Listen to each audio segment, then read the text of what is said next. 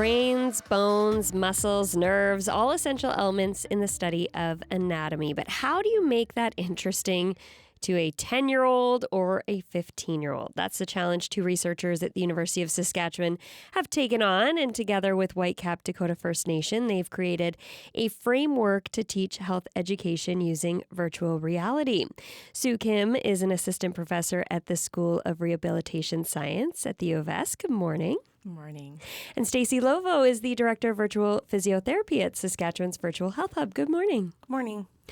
Thank you both so much for coming in. This is so interesting to me, the aspect of using virtual reality to teach this. But Sue, I want to start with you. What prompted you to get involved in this project? Yeah, so Dr. Lovo and I have been doing virtual reality for about 6-7 years, and we started using it just sort of out of curiosity because we're innovators, and we saw potential to perhaps use it for our teaching.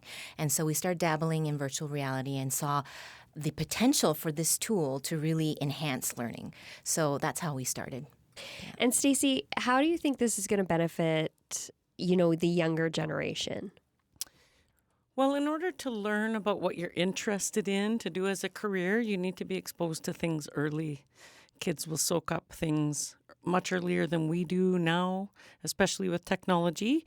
And this will give kids an opportunity to learn about their body, their brain, their mental health, and how to do the best that they can with their body in a fun way, like virtual reality. Mm-hmm. And something relatable to them, because I feel like a lot of kids these days are using it, for gaming and stuff like that. But when you talk about health promotion, what exactly are you referring to? Is it about, promoting individual health, or is it a career in health?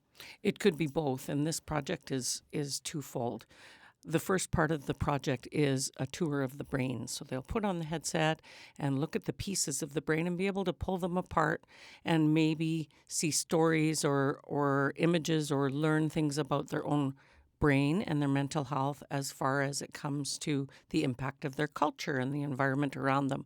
The second part is a tour of different health science programs at the U of S so that students from all over the province in Indigenous communities that may not get to travel to the U of S and see things like that could put the headsets on and say, I want to look at what physiotherapy is like, or occupational therapy, or maybe nursing or medicine.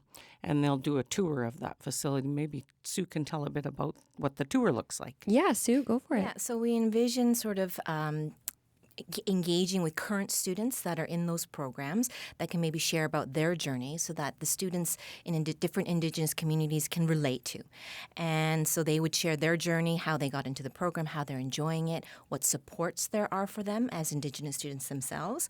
And we would take them on a tour and show them the classroom, the different interactive classrooms. And so the students can get a real sense of what life could be like if I went to that particular health science program. I think that's so great too, because, even myself I lived in Calgary, I went to school in Calgary, but I never really toured the campus before. And it is intimidating, those first steps you take on campus. Can you talk a bit more about that? Yeah, it is. It's you're in a brand new environment. A lot of these students have left their homes and their families. It could be another province, could be, hours away. And so, they're scared, they're intimidated, and to be able to ask the right questions and to feel like you belong is challenging. It takes weeks, it takes months, it can take years for students to really feel like, yeah, I'm fitting in. So the virtual reality headset and that tour that they can get will really sort of give them an opportunity to look at things, to think about things, to really envision themselves early, a couple of years before they even actually come onto campus and start to sort of envision themselves as a future student. Yeah. I want to go back to the anatomy side of things, Stacey, because I was talking to Danny about this earlier, about how we used to, dissect frogs and hearts and stuff in school, and it was a little much for me. Also, if you made a mistake, you're kind of hooped. So what is the difference between getting to use virtual reality as opposed to a real brain in front of you?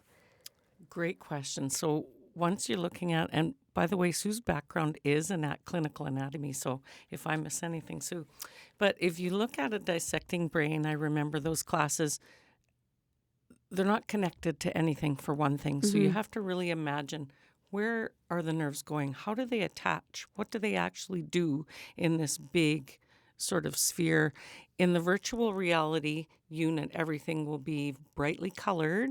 It will be directed by the kids. What colors do they want to use? What do they want things to look like? So it will be a bright, beautiful thing that they can pull pieces off of. So maybe you will take off the frontal lobe and look inside it and look through the brain from where that was and see how the pieces connect. You could pull it apart and put it back together like a Lego. So much more interactive. You can use your hands to learn with, which is important. Very different than, say, opening up a textbook or filling in parts of the brain on a paper with a pencil. Also, I remember that the brain dissections are everything is beige. Everything is the same color. It's hard to even imagine where things are or what the nerves look like. But in this case, we could maybe pull off that lobe and then look in deeper and see where the neurons are connecting and make it a little bit brighter and more fun to look at. That's so fascinating. Sue, how is the curriculum developed? Like, what areas are you focusing on? So we're going to start off with the brain and the neurophysiology of the brain. And that was sort of directed by the communities, that they really wanted to see us be able to develop something that had linkages to mental health and wellness and things like that. So that's our priority. And then the next areas that we can focus on will also be led by the communities and see where, filling in gaps that they think that they have. So I'm a musculoskeletal therapist, so I would love to do the musculoskeletal system, but I mean, we could do anything really that the community wants us to do.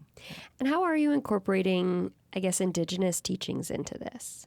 That's a great question. So throughout the program, the community is leading it. We have elders, we have teachers, we have community members that are present at whatever engagement and events that we have. And so really they direct what they want, right? Stacey, what's your ultimate goal, I guess, with this whole project? Great question. So probably threefold. The first goal is to ensure that the learning materials and the experience is directed by the community so that what happens inside there is from an Indigenous worldview. Those are knowledges that neither Sue or I have. And so it's an honor for us to be able to work with them in that way. The second piece is for students to go in there and really enjoy it, have fun. Hey, the body is cool and I can learn a lot of stuff about it and I'm really into this. And the third part is if students would become interested in health sciences, and I think you use the word comfort, be comfortable on campus and excited to come, know that they can be supported there, and learn in the way that's most authentic for them and come into health science professions. We need more Indigenous peoples in the health science professions. In Saskatchewan, we're 17% Indigenous peoples and a much lower percentage in health professions. And it's critical that there's an uptake of that so that there are more representative folks in the health profession. So that's the final goal. And Sue, obviously this is a pilot project beginning this fall, but are you hoping to see it expand and maybe expand into the north where it's harder to reach students up there? Absolutely. So the great thing about virtual reality is that whatever you put on the headset just has to go into the community. So we can take this, try it with Whitecap, and then from there, if there's uptake and other communities want to get in on it, we just need more headsets. We need continue to develop things, and then the headsets can be deployed and stay in the communities, and the students can use it. Well, this is such a wonderful initiative. I want to thank you both so much for coming in and sharing more with us.